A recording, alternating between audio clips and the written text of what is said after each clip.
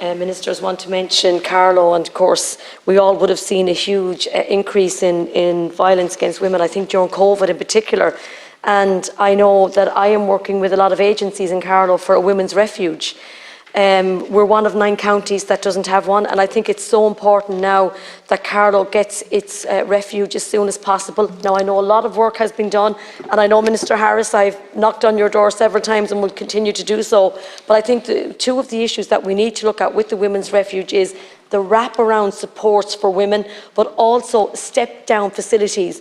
If a woman is in a women's refuge, she needs to have a step-down facility so that she can move out when her time is right. So I am asking you again for the commitment as soon as possible to get our women's refuge up and running, and of course then the services around it. Thank you. Thank you, Deputy Minister.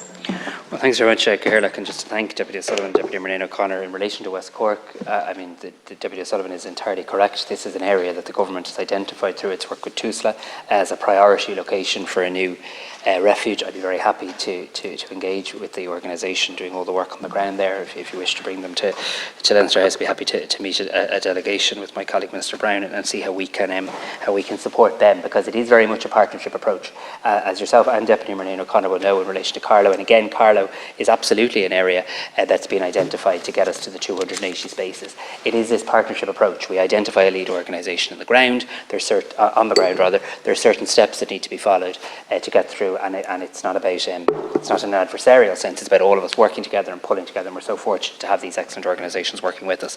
On the step down piece that Deputy Murnane-O'Connor makes the point, it's really important. She's entirely correct that we talk about refuge spaces. Absolutely, and we have to get to 280 and power on.